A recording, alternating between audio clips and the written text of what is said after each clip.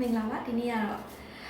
Hugo Boss နဲ့ပေါ့နော်ဒီနာဇီရဲ့ uniform နဲ့အကြောင်းကျွန်မဆက်ဆက်မှုအရင်သိချင်တော့ကျွန်မရှာဖွေလေ့လာထားတာကိုကျွန်မပြန်ပြီး share လုပ်ချင်ပါတယ်ကျွန်မဒီနာဇီရဲ့ uniform တွေဇလန်းတွေမှာကြည့်သိမှာပေါ့နော်အရင်အောင်မှာ smart ကြတယ်အလုံးဝသူများတွေလည်းထူးကြတယ်ပေါ့နော်ဒီပုံမှန်သုံးနေကြရောင်နေမဟုတ်ဘဲနဲ့သုံးလို့ရတာသတိထားမိမှာမသိဘူးသူ့ရဲ့ uniform ကထူးကြတယ်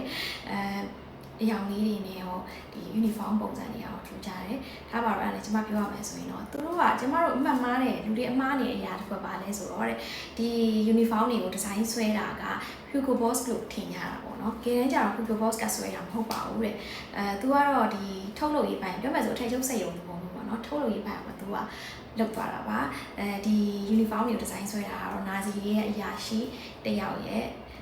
နောက်ပြီးတော့ဒီ graphic designer ညောင်ပေါင်းပြီးဆွဲတာပေါ့။ design ဆို uniform ကလေးမျိုးရှိရဲ့ SS SE Via March အတန်ထမိုက်လို့နော်။နောက်ပြီးတော့ Hitler U ဆိုတဲ့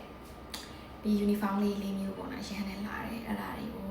ချုပ်ခဲ့တာပေါ့နော် Hugo Boss က1924ခုနှစ်ဂျာမနီရဲ့မတ်စင်ကန်ဆွဲမျိုးလေးမှာသူကစက်ရုံစတည်ထောင်တယ်သူကဘာအဓိကချုပ်တာလဲဆိုတော့မိုးကအင်ကြီးရောလုပ်ငန်းခွင်မှာဝတ်တဲ့အင်ကြီးတွေပေါ့သူချုပ်တာဒါပေမဲ့1931ခုနှစ် Hitler ဒီအနိုင်မရခင်ပေါ့နှစ်နှစ်အလိုမှာသူ့ရဲ့စီးပွားပြက်ကစိုက်သွားတဲ့အချိန်မှာသူကဒီစီးပွားရေးကိုပြန်ဥပေါ်လာအောင်ဆိုပြီးတော့သူကနာဇီအဖွဲ့တဲ့ NSDAP ဆိုတဲ့အဖွဲ့တွေကိုသူကဝင်လိုက်တယ်ဝင်လိုက်ပြီးတော့သူကပြောမယ်ဆိုရင်အတူတူပြောရရင်တော့ဒီ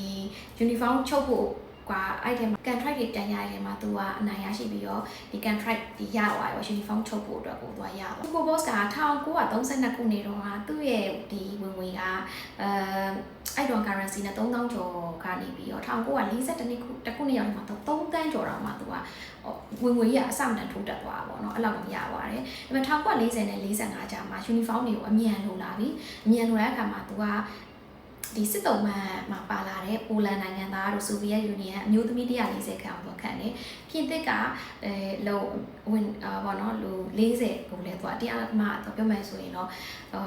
လုံသမားတရားမှခိုင်းစေခဲ့တယ်ပေါ့ force labor လုပ်ခဲ့တယ်ပေါ့အဲ့ဒါသူ့ရဲ့နာမည်ဆိုပြတ်ချင်းရဲ့အကြောင်းတရားပေါ့နော်1945မှာသူကဒီစစ်တွေကပြီးသွားတဲ့အခါမှာ Hugo Boss ကဒီနာဇီတွေကိုထောက်ခံအားပေးပြီးတော့အကျိုးမဲ့ယူရဲသူဆိုပြီးတော့သတ်မှတ်ပြီးတော့